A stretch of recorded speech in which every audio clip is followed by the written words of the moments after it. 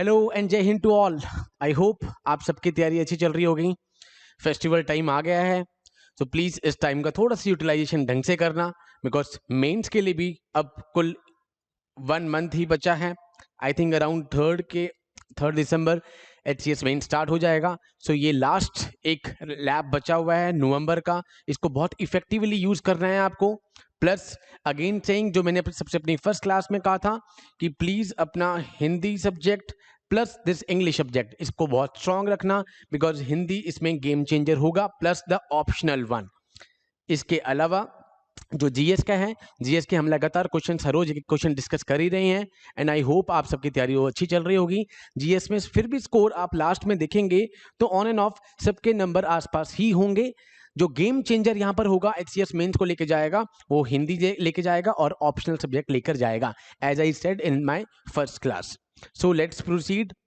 और अगेन दोबारा से मैं वही सेम बात बोलूंगा कि जो भी अभी मेंस दे रहा है या जिसका अभी सिविल सर्विस का प्रीलिम्स क्लियर हुआ है, congratulations to all of them. And वो हमारी O2IAS एकेडमी की ऐप डाउनलोड कर सकता है, वहाँ पे कुछ लाइव कोर्सेज पढ़े हैं एंड कुछ रिकॉर्डेड लेक्चर्स पढ़े हैं जो आपकी तैयारी के लिए यूजफुल हो सकते हैं।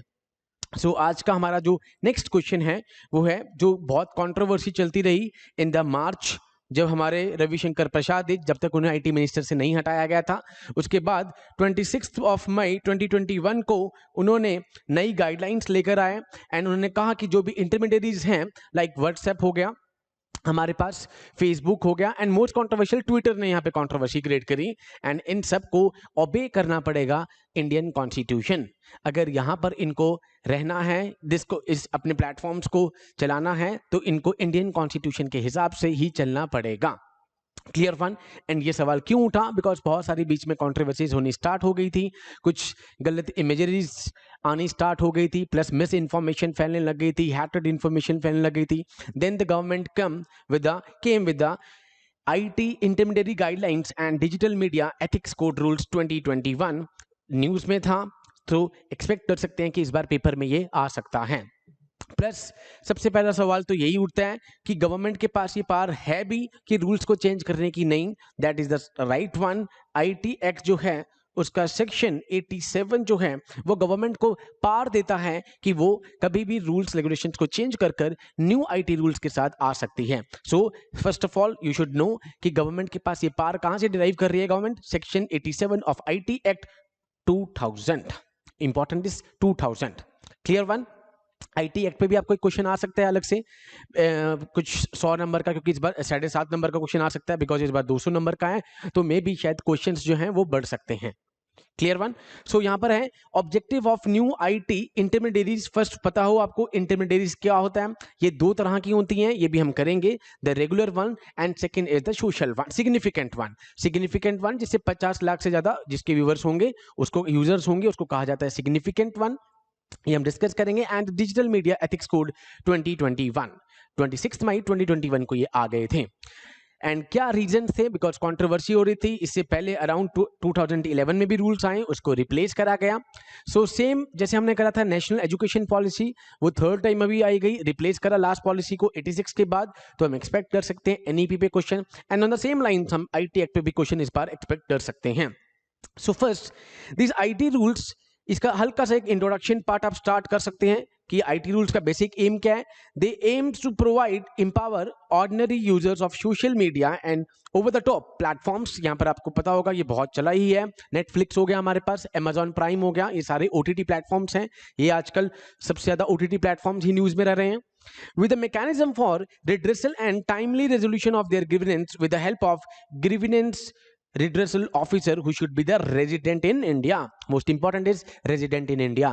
बहुत सारी hatred speeches, बहुत सारी pornography की imageries and misinformation जब बढ़ने लगी थी, then the government has come up with these new rules under IT Act 2000.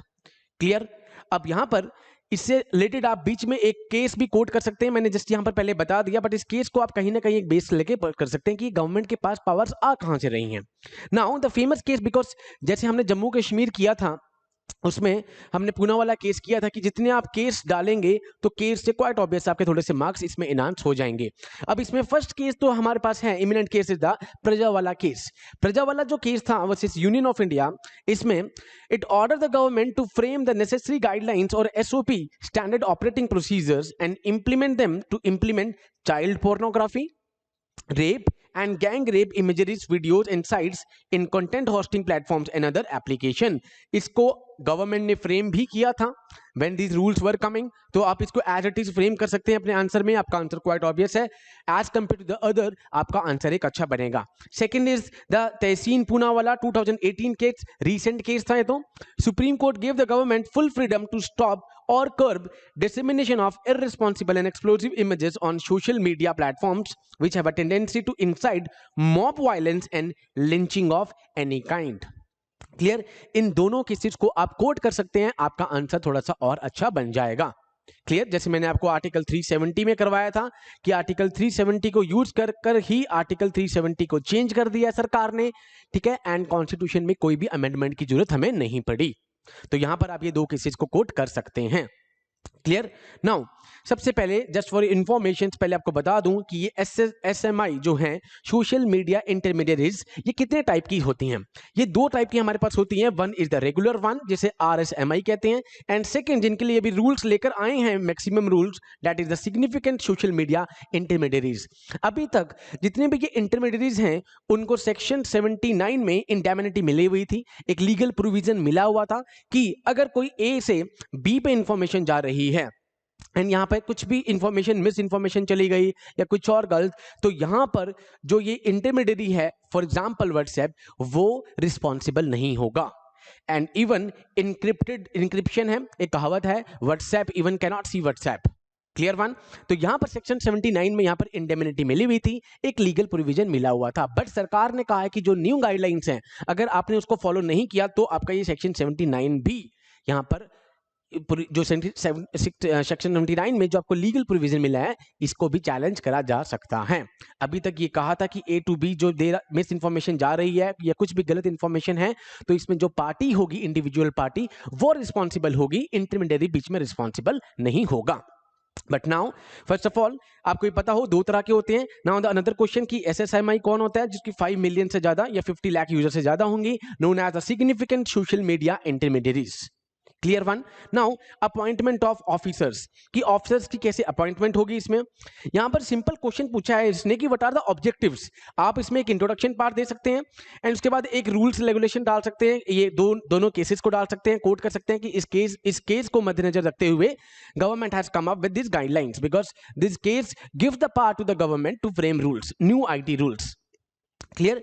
And यहाँ पर अपॉइंटमेंट ऑफ ऑफिसर्स आया हुआ कि एसएसएमआई जो हैं they are required to appoint following officers. First is the CCO known as Chief Compliance Officer, second is the Nodal Contact Officer जो 24/7 available होगा, plus a resident grievance portal. इन officer, इन तीनों ऑफिसर्स की यहाँ पर क्या होगी, अपॉइंटमेंट होगी to implement these rules effectively. Clear one? ये पहले आपको पता हो, ये हल्का सा इंट्रोडक्शन वाले पार्ट में आप इसे जोड़ सकते हैं। Now What are the basic objectives? कौन कौन से इसके बेसिक ऑब्जेक्टिव्स हैं इस न्यू आईटी रूल्स 2021 के? First one is the safety major, most important. The special emphasis या focus will be given on the protection of women and children from sexual offense, fake news and other misuse of the social media, child pornography etc. जब से आपको पता है कि OTT platforms चल रहे हैं तब से ये चीजें और प्रमोट होनी स्टार्ट हो गई हैं। Now government has come up with some new rules जिससे इनके ऊपर एक रोक लगाई जा सके। Plus now they will be responsible for spreading the fake news. उन्हें ओरिजिनेटर को, जो इसका ओरिजिनल फर्स्ट ओरिजिनेटर है, उनको वो यहां पर ढूंढना पड़ेगा। Clear one? Now second is the appointment of chief compliance officer. एक ऑफिसर होगा जैसे कि हमने अभी बताया, who should be the resident of India, needs to be appointed and that person shall be responsible for ensuring compliance with this rule। ये make sure करेगा जो चीफ कंप्लायंस ऑफिसर है कि जो न्यू रूल्स हैं उससे कंप्लायंस करे सारे के सारे intermediaries. Clear? Third one, redressal mechanism. यहां पर एक रिड्रेसल मैकेनिज्म मिलेगा जिसको थोड़ा सा चैलेंज भी कर रहे हैं बिकॉज इसमें directly ministry of information and broadcasting directly involve होगी। इसके 3 लेवल्स होंगे जिसमें से एक लेवल पे सरकार भी इन्वॉल्व होगी। Now this includes the appointment of, first is the GRO1, हमें कर लिया, grievance 1. Second is self regulating body registered with the ministry of information and broadcasting, MIB, जो कि चेक करेगी सारी कोड ऑफ एथिक्स को और चार्टर को टू फॉर्मुलेट दीज रूल्स. तो यहां पर गवर्नमेंट का भी इन्वॉल्वमेंट रहेगा. ये 3 डायरेक्ट हो गए. आपको पॉइंट वाइज समझाओगे तो और अच्छा होगा, चेकर को बहुत इजी होगा इसको चेक करने के लिए. नाउ कोड ऑफ एथिक्स लेकर आए हैं जो ओवर द टॉप प्लेटफॉर्म्स जो हैं जितने भी हैं, for example the Amazon prime, Netflix, Hotstar. This online news digital media on the other hand would need to follow the code of ethics. उनको एक कोड ऑफ एथिक्स को follow करना पड़ेगा. Now and if they do not violate तो यहां पर government उनके खिलाफ एक्शन ले सकती है. क्लियर. सबसे इंपॉर्टेंट इसका ये है source identification. Identification of the first originator would be required in case of an offence related to sovereignty and integrity of India. जिस केस में इसको चैलेंज करा जा रहा था कि ये आर्टिकल 19 को वायलेट कर रहा है, freedom of speech and expression, तो वहां पर आप सबको पता होगा कि fundamental rights are with some reasonable restriction. If your particular thing or the right is defaming or infringing the national security or national sovereignty, तो सरकार वहां पर रिस्ट्रिक्शंस लगा सकती है. ये सब आपने बहुत सारे केसेस में, विनोद दुआ जी का लास्ट टाइम सेडिशन का केस हुआ था, उसको भी आप कर सकते हैं, न्यूज में था वो, कि वहां पर सरकार कुछ ना कुछ रिस्ट्रिक्शंस लगा सकती है. तो सबसे इंपॉर्टेंट है कि यहां पर फर्स्ट ओरिजिनेटर जो है इंफॉर्मेशन, फॉर एग्जाम्पल कुछ इंफॉर्मेशन गई A to B, अब यहां पर जो ओरिजिनेटर होगा उसको इंफॉर्मेशन यहां पर देनी पड़ेगी, आइडेंटिफाई करना पड़ेगा इंटरमीडियरीज को. Now self classification.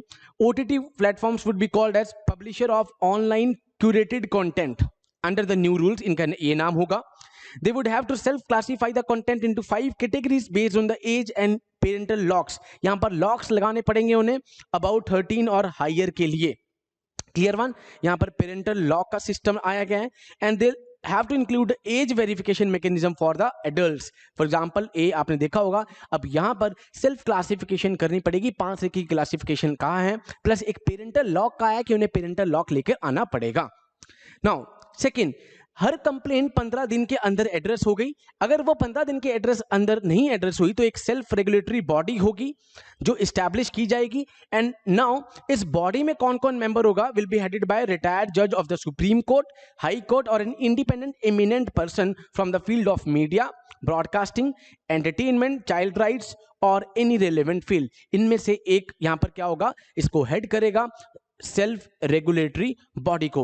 And this body also has a censoring power in case of any incriminating content. Censure motion आपने पढ़ा होगा पॉलिटी में, एक पर्टिकुलर मिनिस्टर को सेंसर करना फॉर द एक्शन, तो यहां पर एक सेंसरिंग पावर होगी इन केस ऑफ इंक्रिमिनेटिंग कंटेंट. तो ये नेक्स्ट पॉइंट है कि यहां पर एक रिटायर्ड जज के थ्रू एक बॉडी बनेगी, सेल्फ रेगुलेटरी बॉडी, अगर 15 डेज के अंदर जो कंप्लेंट है वो एड्रेस नहीं हुई. नाउ इसके बहुत सारे पॉइंट, ये सारे हमारे पास 8 पॉइंट्स थे. आप ये 8 के 8 पॉइंट्स प्रॉपर इसके जो रूल्स एज इट इज जो गवर्नमेंट ने अपनी वेबसाइट पे डाले हैं. नाउ इसके बाद इसके ग्राउंड्स क्या हो रहे थे चैलेंज के, कि फ्रीडम ऑफ फ्री स्पीच जो है government has classified that this rules permit social media to operate in India freely but with due accordance to the law. कि भाई आप ऑपरेट करो, हम आपकी फ्रीडम को नहीं छीन रहे, but you have to obey Indian constitution. Quite obvious है, इस कंट्री में आप काम कर रहे हो तो आपको हमारे संविधान को फॉलो करना पड़ेगा. Our utmost religion, our utmost thing in the India is the constitution. संविधान से ऊपर इंडिया में कुछ नहीं है. Now every entity has to abide by the constitution and the rule of law. Article 14 सबको रूल ऑफ लॉ से रहना पड़ेगा. Now, as per the Article 19 also, जो freedom of speech and expression है, it is subject to 8 reasonable restrictions. उसमें से एक है national sovereignty और security को. अगर एक particular चीज यहाँ पर कोई आप law लेकर आ रहे हो और वो हमारी नेशनल सॉवरेनिटी और इंटीग्रिटी को वायलेट कर रही है, देन गवर्नमेंट उसको सहन नहीं करेगी. Government will come with some reasonable restrictions. Clear. Now failure to comply with any of this requirement would take the indemnity, that is legal जो दे रखा था, provided to social media intermediaries under section 79. Section 79 अलग से भी news में चल रहा था. मैंने आपको बताया कि अगर ए से बी कोई इंफॉर्मेशन जा रही है, मान लो कोई ए से जो बी पे इंफॉर्मेशन गई वो कोई डिस्टॉर्टेड हुई, मिस इंफॉर्मेशन हुई, फेक न्यूज हुई या कुछ इमेजरी जा रही है, चाइल्ड पोर्नोग्राफी, तो यहां पर जो इंडिविजुअल पार्टी है वो लायबल होगी, इंटरमीडियरी लायबल नहीं होगी. ये सेक्शन 79 में यहां पर दिया हुआ है. बट साथ साथ नए रूल्स में यह कह दिया गया अंडर रूल 7 ऑफ द 2021 कि इफ द इंटरमीडियरीज, जो भी व्हाट्सएप हो गया, फेसबुक हो गया, नेटफ्लिक्स हो गया, कुछ intermediaries, he fails to observe any of the rules let down, it loses protection afforded to the section 79। अगर यहां पर रूल 7 में कहा है कि जो रूल्स अभी नए आए हैं अगर आप उनको फॉलो नहीं करोगे तो 79 में जो आपको लीगल प्रोविजन दे रखा है वो आपसे छीन लिया जाएगा। Done. Simply put, this would mean that intermediaries like Facebook, Twitter would be open to liability if a third party posts unlawful content on their platform. यहां पर उनको खुद को ध्यान रखना पड़ेगा। प्लस अभी रिसेंटली जो अभी आर्यन खान का केस हुआ है, ड्रग केस, उसमें एक और जजमेंट बहुत अच्छी आई है कि मेयर, वो तो आज ही आई है न्यूज़पेपर में, कि mayor WhatsApp chat is not the admissible, will not be considered admissible evidence in the court. क्योंकि यहां पर जो एनसीबी की तरफ से यहां पर एडवोकेट थे, उन्होंने कहा कि यहां पर हमें लग रहा था कि शक के नजर में कि आर्यन खान और इन सब की व्हाट्सएप की चैट पे हमें लग रहा था कि बहुत सारी ड्रग्स का यहां पर केस इन्वॉल्वमेंट होने वाला है, ड्रग पेडलर्स का। ऑल्दो उनके पास 2.4 ग्राम्स ही मिले थे के अराउंड मिले, 2.4 ग्राम्स के अराउंड। तो यहां पर दो केसेस उठे हुए कि article 22 right against arrest and detention, इसका वायलेशन हुआ है, प्लस आप व्हाट्सएप की चैट को एडमिसिबल नहीं मान सकते in the court. Clear one. So section 7 अगर कहता है if you violate these rules तो सेक्शन 79 में जो आपको दे रखा है प्रोविजन वो भी छीन लिया जाएगा। ठीक है, ये था इसका 10। Now we can end this. The freedom of speech expression is a basic tenet of the democracy. However, no freedom is absolute or completely unrestricted. The imperative of striking the right balance between the fundamental rights and ascertaining the reasonableness of a restriction has been a constant effort since the adoption of the Constitution. Moreover, there is strong need to have a law and order in place to check the falsehood of the information, but also ensure that privacy is not compromised. इस तरीके से आप इस question का answer का conclude कर सकते हैं। तो आपके लिए बेस्ट 150 वर्ड का ये क्वेश्चन था। आपके लिए बेस्ट ये होगा, आपने इंट्रोडक्शन दिया हल्का सा कि आईटी रूल्स क्या हैं। आपको ये केस, मैं स्पेशली अपने क्लासेस में केस पक्का लेके आता हूं, because my experience says case अगर आप एक दो डालेंगे तो आपके मार्क्स वहां पर थोड़े से ज्यादा होंगे। आपको ये रीसेंट दोनों के दोनों जजमेंट बता देनी है कि जिस जजमेंट में सरकार के पास पावर आई है, प्लस उसके बाद डायरेक्टली पूछा है कि कौन कौन से प्रोविजंस हैं। तो वो प्रोविजंस मैंने आपको सारे बता दिए हैं कि नए रूल्स के कौन कौन से प्रोविजन है। अगर इसमें एक और चीज आई जाए कि कौन कौन से ग्राउंड चैलेंजेस थे, मैंने उन चैलेंजेस को भी साथ में जोड़ दिया है, सो दैट आप एक आंसर में अगर थोड़ा सा और ट्रिकी क्वेश्चन आता है, एक दो पॉइंट इसमें से ऐड ऑन कर सकते हैं। प्लस नाउ फाइनली आप इसको कंक्लूड कर सकते हैं कि किस तरीके से हमें एक बैलेंस बना के रखना पड़ेगा freedom of speech and expression के, बिकॉज वो एब्सोल्यूट नहीं है। So with these words I am concluding today's question also. I hope आपको ये सारी सीरीज अच्छे से समझ में आ रही होगी। Jai Hind to all, take care.